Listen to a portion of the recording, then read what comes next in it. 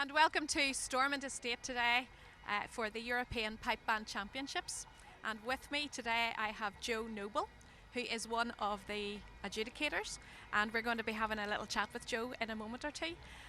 First of all, we just want to say if you have just tuned in, you're very welcome, and we hope that you enjoy being with us this afternoon. We will be streaming out the Grade 1 competition. It will be starting at 2:30, and until then we'll just be having a few chats with the likes of Joe here and some of the other people from the RSPBA NI branch.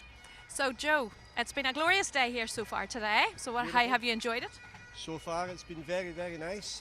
Nice weather, nice venue, and earlier we judged the juvenile event and good grade. I mean, the kids were really first class, so that was a really good start off to the day. Okay, you were adjudicating yourself in the juvenile grade? In the juvenile grade. Now it's on to the Grade 1 arena. Okay, and you're going to be judging in the Grade 1 arena as well, aren't you? You're an ensemble judge today. Today I'm an ensemble judge. Today I will be an ensemble judge, yeah. So what are you looking for?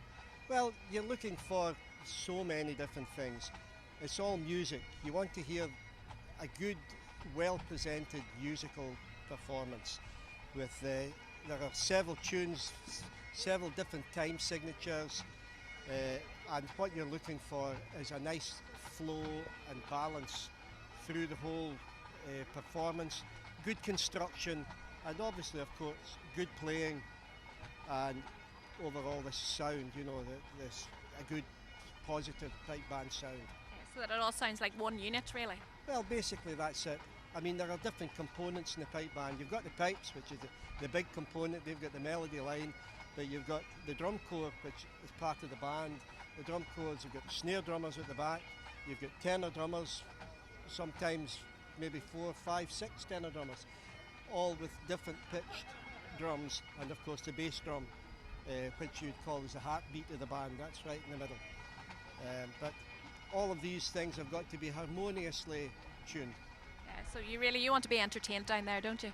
You must be entertained. I mean, I'm the same as all these people in the crowd. The band that wins today will be the one that's entertained me most. You know, when you're listening to bands of this quality, you're not really going to hear an awful lot of mistakes. These guys are good, seriously good, and it's really who's switched on the day, who can do the business on the day, produce the right sound, produce the right performance. If it was held this evening, it might be a different result.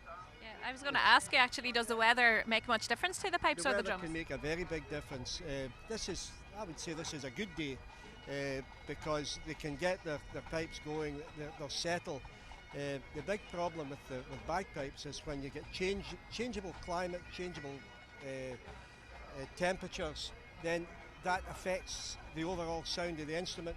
The instrument will start tonal variations, and that can be quite awkward, particularly for pipe majors who have got to try and make sure that they've got the best possible sound on there, not in the tuning room, not in the practice area, on that bit there. So it's quite an onus on them. So could you tell me something about what, and it's probably a hard question to answer briefly, but you know, what distinguishes a Grade 1 band from the other grades? Well, that is a big question. The simple answer is the better players, and they practice harder. They've got more of a commitment. They've got all kinds of different disciplines to conquer. But basically it's just a matter of coming up through the ranks and being successful in each grade. And as you move on, sometimes the players who've taken it to that step maybe aren't quite capable of taking the next step. You need to get good quality players. I mean, the bands who are playing today have got players from all over the world. You know, I mean, there's guys coming up to the World Championship. There'll be people who'll be coming into town who have been practicing hard, maybe in New Zealand or Australia or North America, and they're coming over here, and many of them play with the top bands from the British Isles. So would they come and stay here for a while then to be part of that scene? Ideally, if they're over for a couple of weeks, is basically all that they can be. But with the internet and what have you now, training and practicing is a wee bit easier. You know, you can learn the phrasing of the tunes from the other side of the world. As long as you're good enough, you can do that kind of thing. Yeah, that's very interesting, the fact that the world's getting smaller with the internet and with technology, so people can be in another country and practicing and still be part of a band that's over here, really. Yeah, it's a wee bit like football teams. I mean, back in Scotland, unfortunately, we don't seem to have an awful lot of Scots playing football for football teams, and it's the same kind of thing is happening. Pipe bands, they attract the good leaders attract good players. It's as simple as that. Okay, and have we any particular bands to look out for this afternoon, do you think? Leading question, that one, isn't it? Eh? This is the journalist coming out in you. There are so many good bands in this Grade 1. Obviously, there are bands who you probably know yourself are principal contenders. But a band can have an off day, they can slip out, and there's a waiting pack here ready to gobble them up. And there's some of the bands are getting better all the time. Some of the bands in Grade 1 are quite young bands. And goodness knows where they're going to go in the next 3-4 years, you know. Yeah. It's good to see the young people coming through. There's been a whole juvenile section today as well, and it's great to see so many young people involved. Well, it's actually quite cool now to belong to a pipe band. Yeah. It's not, when I was a youngster, I mean, you used to get shirked if you went out with a kilt, and this was in Scotland. But now it's quite cool, you know, I mean, and these guys get to travel all over the place. Yeah. If you're good enough, you can literally see the world at somebody else's expense, which is nice. Yeah, that's good. I mean, I have to say I have never seen so many men in skirts in my life in one place. Right, but I know I'm going to be told off for kilts, calling that yes. kilts. Aye. Yes. Yeah, you deserve to be told off for that one. Yeah. So tell me this. I know you have to go soon because you're going to be adjudicating in a minute or two. But just one final question. This is the big question everybody really wants to know. What do Scotsmen wear underneath those kilts? Oh. There are several stock answers, none of them which can go out live. I think I would just prefer to keep that one a closely guarded secret. Okay, But so it's for you to know and for me to find out some other day. Who knows? Well, thank you very much. Thank I know you. I need to let you go now, and Okay. we'll enjoy the results later on. Thank you. You will. Bye just